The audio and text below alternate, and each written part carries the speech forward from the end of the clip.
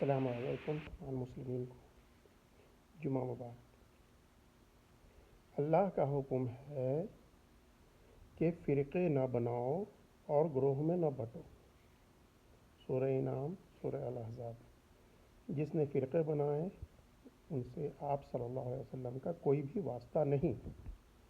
جس کا واسطہ محمد رسول اللہ صلی اللہ علیہ وسلم سے نہیں ہوگا اس کا ٹھکانہ جہنم ہوگا۔ پھر اللہ تبارک تعالیٰ نے بار بار فرمایا اللہ کی ہی اطاعت کرو اور محمد رسول اللہ صلی اللہ علیہ وسلم اپنے رسول کی ہی اطاعت کرو۔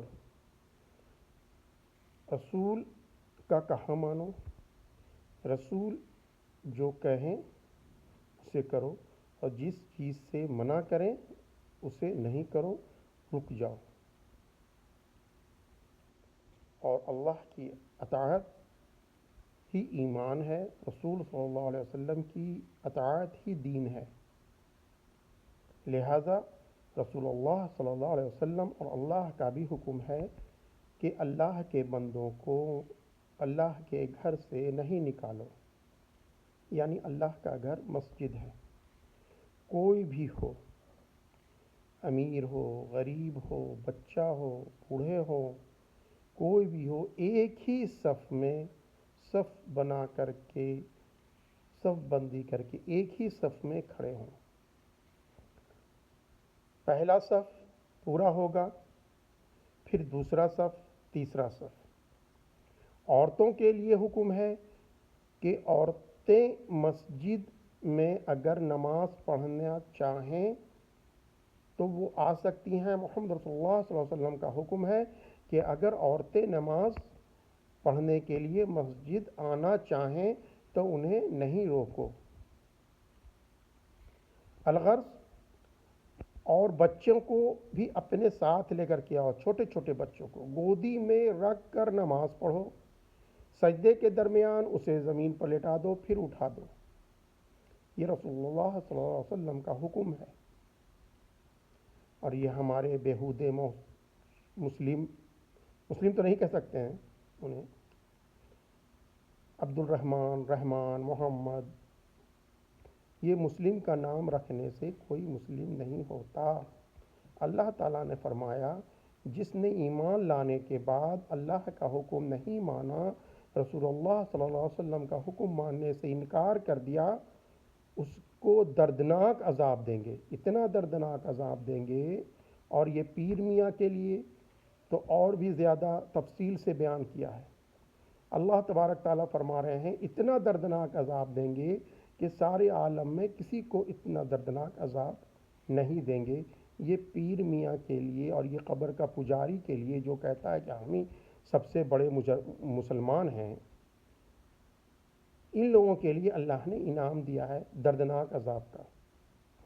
اور یہ مسلم کہتے ہیں، جمعہ کا نماز صرف پڑھنے کے لیے آتے ہیں اور سمجھ لیتے ہیں کہ ہم مسلمان ہیں، بچوں کو پچھلی صف میں بھگا دیتے ہیں، جبکہ رسول اللہ صلی اللہ علیہ وسلم کا حکم ہے کہ اپنے ساتھ ہی رکھو، اپنے درمیان میں ہی رکھو۔ اور یہ بیہودے لوگ کہتے ہیں کہ ہماری نماز خراب ہو جائے گی، تو رسول اللہ صلی اللہ علیہ وسلم کو اتنی عقل نہیں تھی، اللہ کو اتنی عقل نہیں تھی کہ وہ انہوں حکم دیا۔ اللہ کے رسول صلی اللہ علیہ وسلم نے اتنا فرمایا کہ اگر نماز کے دوران وہ تمہارے گردن پر سوار ہو جائیں، تمہارے پیٹھ پر سوار ہو جائیں، تو تم اپنا سجدے سے سر اس وقت تک نہیں اٹھاؤ جب اس کو سیف نہ کر لو۔ یہ سمجھ جاؤ کہ وہ بچہ اب کوئی نقصان نہیں ہوگا، تو اب کہیں گے کہ یہ ہماری نماز خراب ہوتی ہے۔ استغفر اللہ۔ یہ لوگ مسلم نہیں ہیں، یہ لوگ سمجھتے ہیں کہ ہم جمعہ کا نماز پڑھ لیا، ہفتے میں ایک بار مسجد آ گئے تو ہم مسلمان ہو گئے۔ نہیں، مسلمان کے لیے 5 وقت کی نماز فرض ہے، اللہ تبارک تعالیٰ نے فرمایا ہے، اور قیام اللیل کیا کرو، یہ اللہ کا حکم ہے۔ جس نے نماز کو ترک کر دیا اس نے دین کو ترک کر دیا۔ آج ہمارے چھوٹے بچے سب مسجد گئے تھے، یہ قبر کا پجاری لوگ مسجد سے بھگا دیا، پچھلی صف میں ٹھیل دیا۔ یہ کہاں سے لایا؟ کس کے حکم سے کیا؟ یہ رسول اللہ صلی اللہ علیہ وسلم کا حکم ہے کیا؟ ان بیہودوں سے پوچھو، ان شیطان مردود مولویوں سے پوچھو جو بچوں کو بھگاتا ہے پچھلی صف میں، یہ کہاں سے لایا؟